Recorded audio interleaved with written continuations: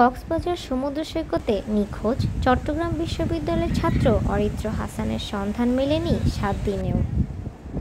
গেল সপ্তাহের মঙ্গলবার সকাল ৭টায় হিমছড়ি সৈকত এলাকায় গোসলে নেমে ৩ বন্ধুসহ পানিতে ভেসে যান অরিত্র। এর মধ্যে কিছুক্ষণ পর সহপাঠী সাদমান রহমানের মরদেহ ভেসে আসে। এর একদিন পর নাজির টেক পয়েন্টে ভেসে আসে আসিফ আহমেদের মরদেহ। অরিত্রের বাবা সাকিব হাসান বলেন, আমার ছেলে কোথাও না কোথাও তো উঠছে। আমার বিশ্বাস সে ফোন করে বলবে, বাবা আমি বেঁচে আছি। এমন মিরাক্কেল হোক আমার সাথে। একদিকে মায়ের কান্না আর অপেক্ষা যেন শেষই হচ্ছে না। এখন আমার একটাই আশা, আমার ছেলেকে পাবো। আমার ছেলেকে ফিরে পাওয়া পর্যন্ত আমি এখান থেকে যেতে পারবো, আমার ছেলেকে এখানে রেখে যেতে পারবো। আমার ছেলেটা আমার বুকে ফিরে আসুক, এটাই আমি চাই। যে কোনো মুহূর্তে হোক, যে কোনো অবস্থাতে হোক, আমার ছেলেকে ফিরে পেতে চাই, আর কিছুই চাই না। শনিবার ড্রোন উড়িয়ে অরিত্রের সন্ধান চালিয়েছিল বিমান বাহিনীর একটি দল।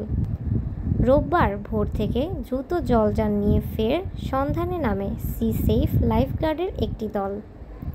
তেমনি সোমবারেও স্পিডবোট নিয়ে সাগরের যত গভীরে যাওয়া যায় আর যে আনাচে কানাচেতে যাওয়া যায় সবখানেই তন্ন তন্ন করে খুঁজছেন উদ্ধারকারী দল। আমরা স্থলপথে, জলপথে এবং আকাশপথে পর্যন্ত আমরা ড্রোন দিয়ে তাকে খোঁজার চেষ্টা করেছি এবং সোনাদিয়া, মহেশখালী, বাকখালীর নদীর মোহনায় এবং আমাদের চৌফল্লন্ডি যে সমস্ত কোস্টাল এরিয়া আছে এবং যে সমস্ত এলাকায় ফেরাবন আছে, আমরা আনাচে কানাচে সব জায়গায় আমরা খুঁজতেছি। এখনো আমাদের উদ্ধার অভিযান চলমান।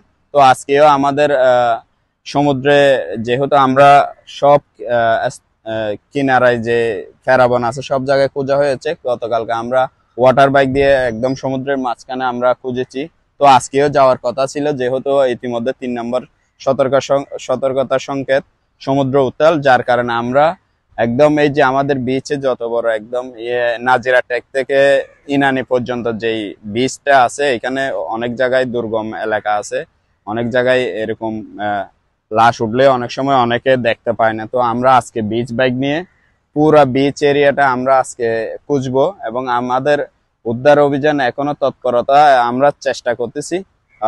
অন্তত অরিত্রের দেহটি আমরা তার পরিবারের কাছে উদ্ধার করে দিয়ে দিতে পারি। প্রথম বর্ষের পরীক্ষা শেষে সোমবার কক্সবাজার বেড়াতে আসেন অরিত্র হাসান সহ 5 বন্ধু। সেতু টিভি ডেস্ক, কক্সবাজার।